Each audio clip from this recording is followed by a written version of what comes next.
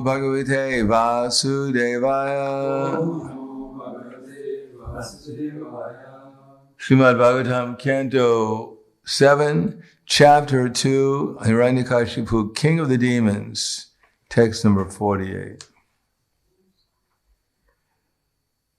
Vitata viniveshoyam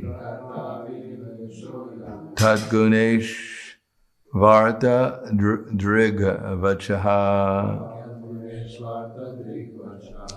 yata manorata swapna sarvam andriyakam mrisha vitata viniveshoyam tadgunesh varta drigavachaha yata manorata swapna sarvam andriyakam risha.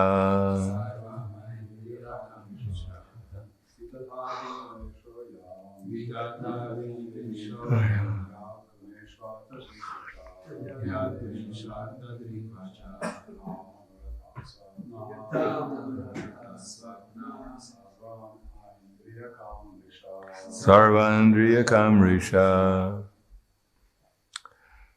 Jenske.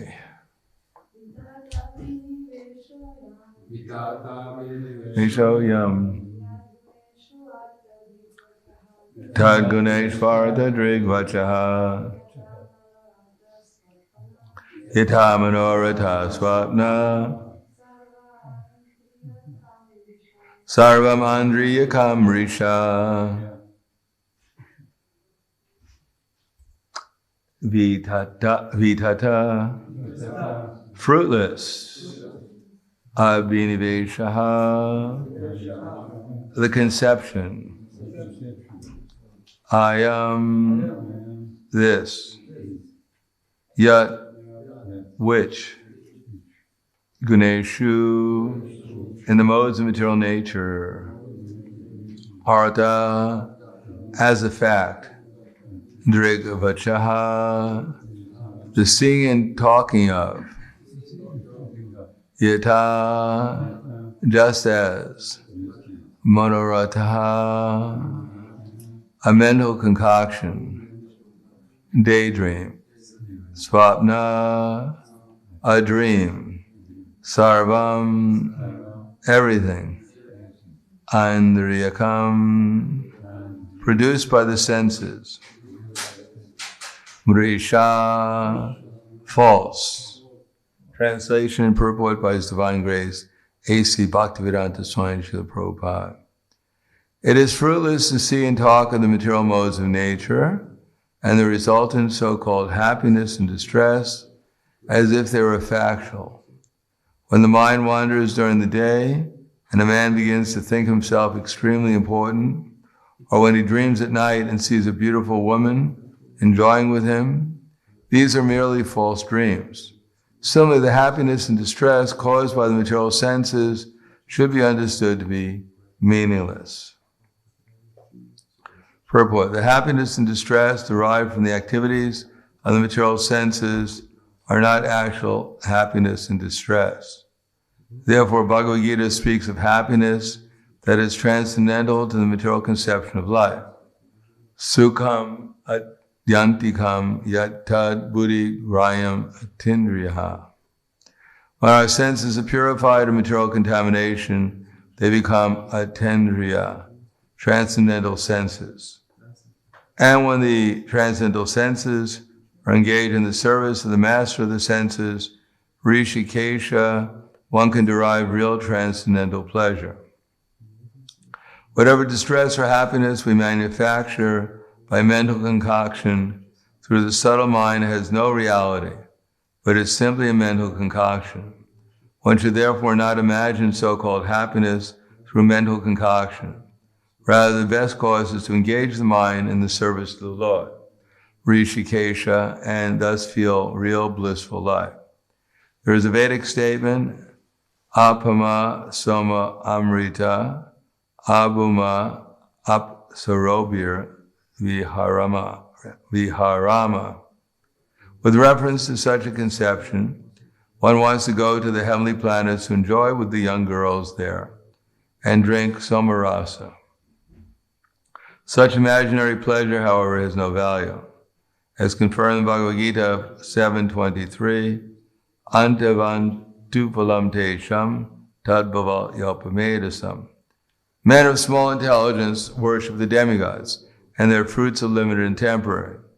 Even if by fruit of activity or worship of the demigods, one is elevated to the higher planetary systems for sense enjoyment, his situation is condemned in Bhagavad Gita as antavat, perishable. The happiness one enjoys in this way is like the pleasure of embracing a young woman in a dream. Sometimes it may be pleasing, but actually the basic principle is false. The mental concoctions of happiness and distress in the material world are compared to dreams because of their falseness. All thoughts of obtaining happiness by using the material senses have a false background and therefore no meaning. It is fruitless to see and talk in the material modes of nature and the resultant so-called happiness and distress as if they are factual. When the mind wanders during the day and a man begins to think himself extremely important, or when he dreams at night and sees a beautiful woman enjoying with him, these are merely false dreams. Similarly, the happiness and distress caused by the material senses should be understood to be meaningless.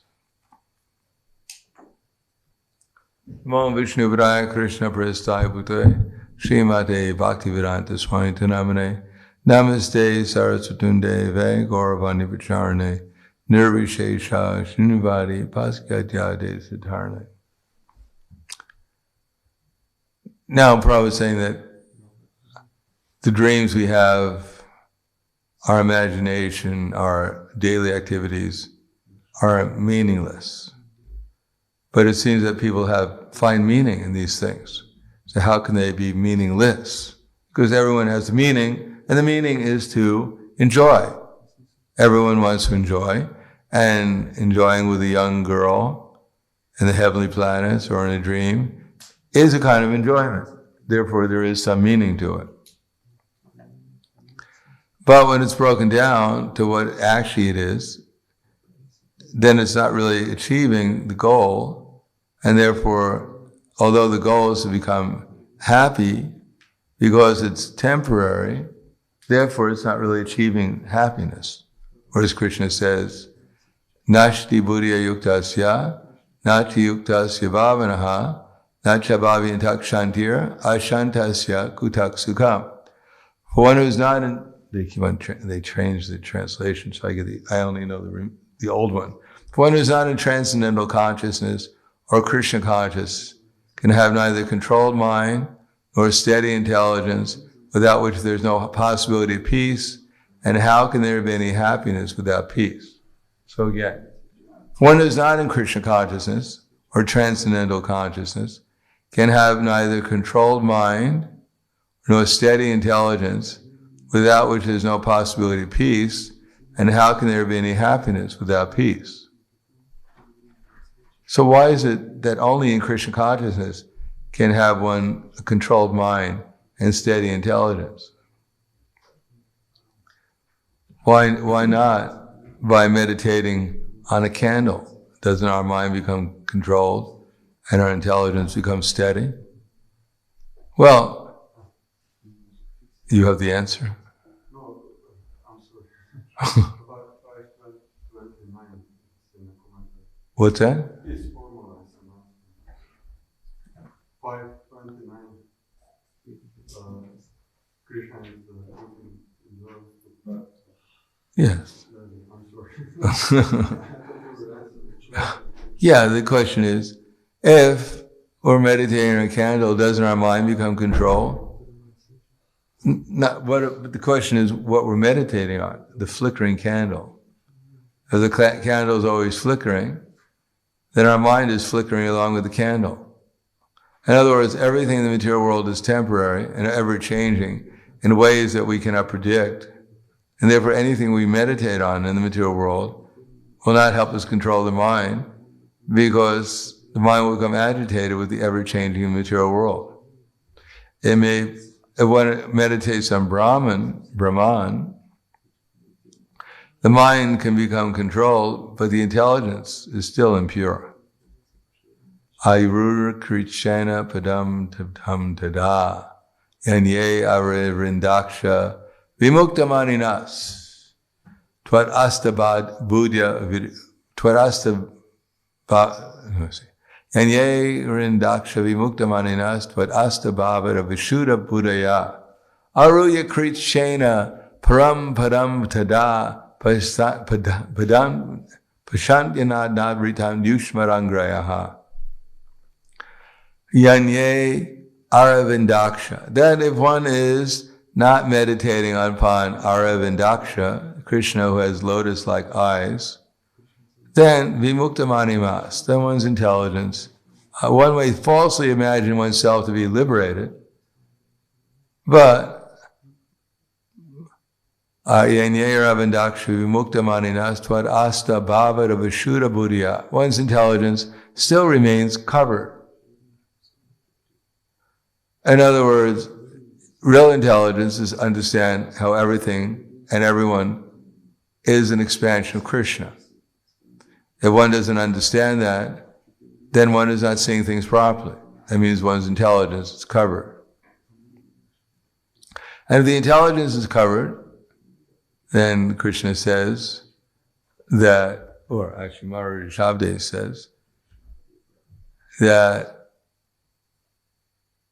Nunam pramata kurute vikarama yadendriya pritya aprinoti nasaru manye yat atmanoyam asannapi kleshada ashadeha paravastava jata yavana jignasita atmatadvam yavan kriyastavadidam manovai karmatmaka yena sharira bandha evamana karma prasam prayunkte avidyama upadiyamane pritirna yavan mai vasudeve namochite yoga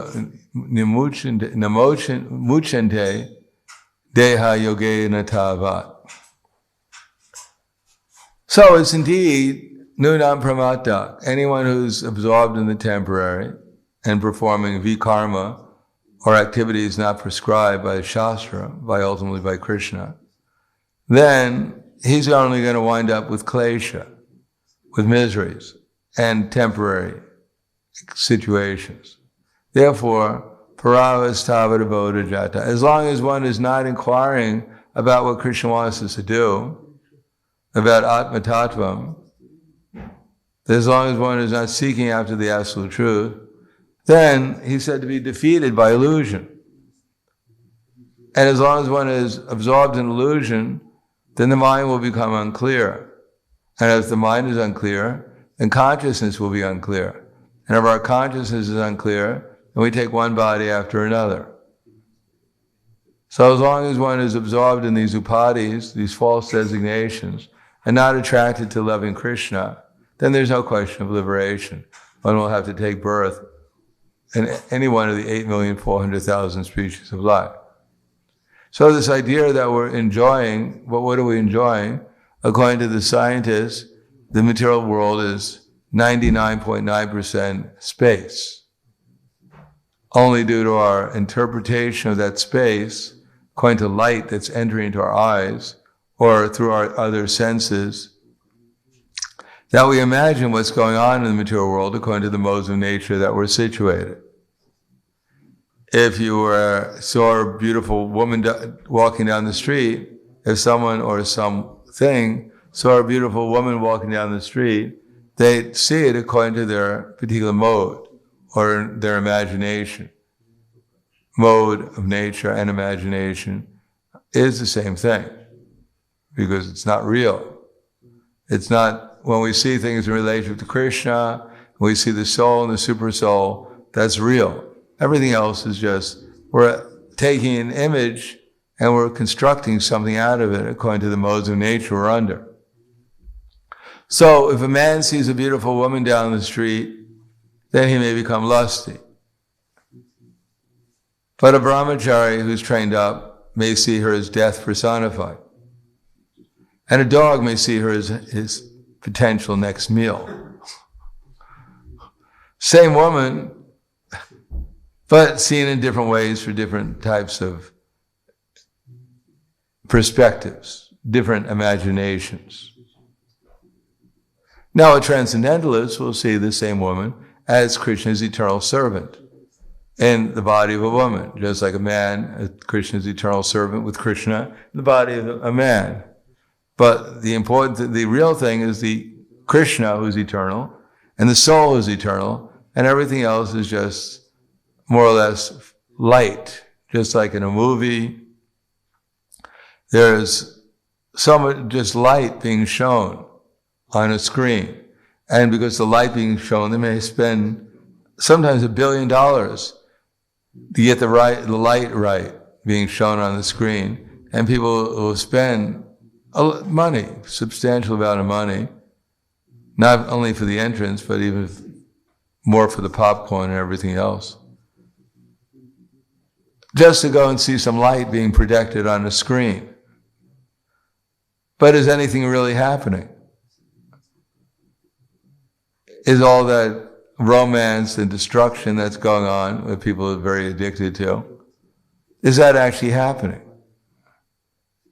Any more than when you have these animated cartoons going on.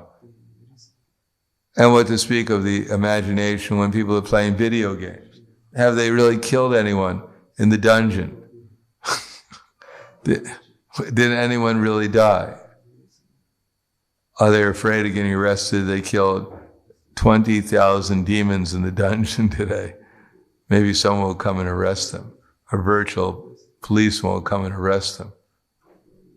No, because they're not afraid because they know it wasn't real. It's just an imagination, but they're taking pleasure from their imagination. As a matter of fact, they're having contests and feeling proud. That I read somewhere that now in one of the big universities in America, they're offering credit in the school for learning to play some kind of thing about dungeons and demons, I think. I forget, I don't know what, some kind of video game, Dungeons and Demons. You can get college credit for it. Because they recognize this is probably as valid in modern society as everything else that people are learning. Certainly it's probably more substantial than something like quantum mechanics, which even the people who have their PhDs don't even know what it's all about. So we may take everything as real. As a matter of fact, we've been trained systematically that our conceptions are actually valid. That we are these bodies, we have all these designations, and that purpose of life is to work, get money, and then try to enjoy as much as possible through creating a family and getting a house. Or nowadays, it's not even that. Get enough money so you can sit at home and play video games. Or do even things which are more strange and in the mode of ignorance than that.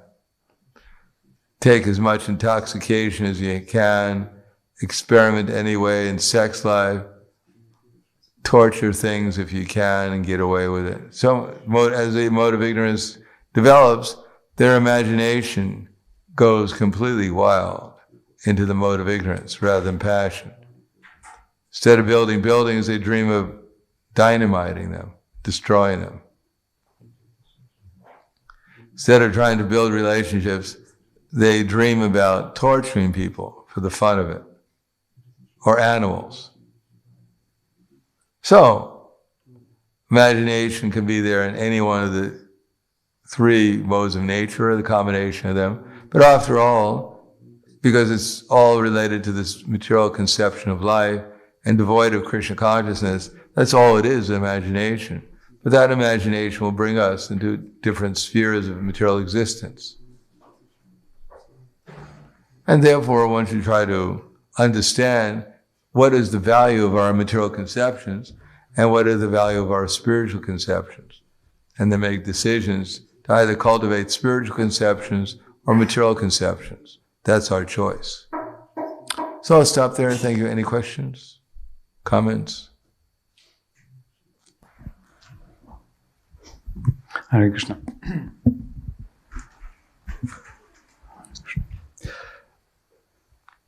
I was asked sometimes by some devotees that if we give up all desires for the false, temporary material things, we will be totally unmotivated and will do nothing. And there will be no inspiration in life. Well, that's good. At least they won't get into trouble. It's like the Buddhists, people are doing all kinds of nonsense. So Buddhists said, just sit in the corner. That way you won't be so disturbing. So that's a good beginning, yeah.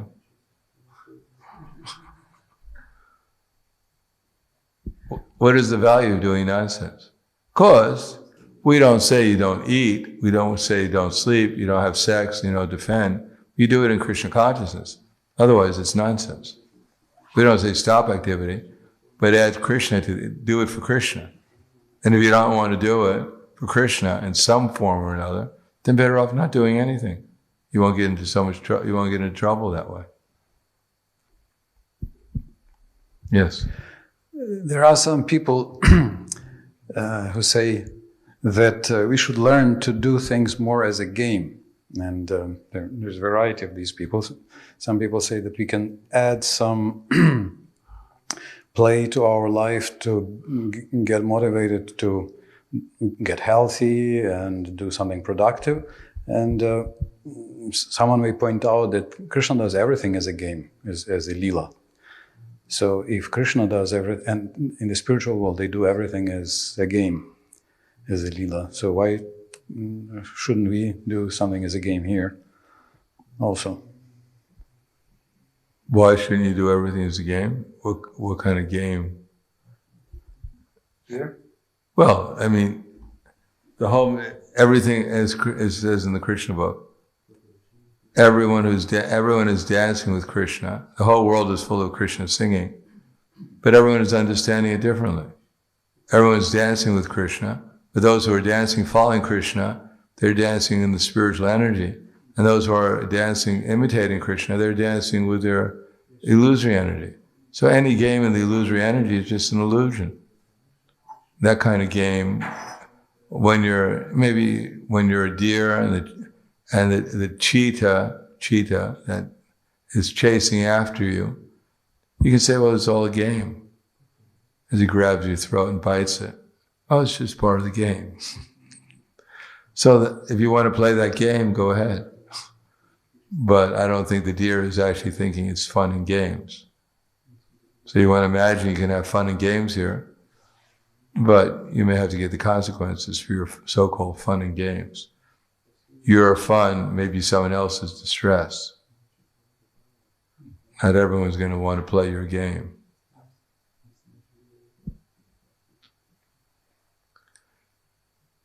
Anything else? Okay. Thank you very much. Grantaraj Srimad Bhagavatam ki jai. Srila Prabhupada ki jai. Gaur Premanande.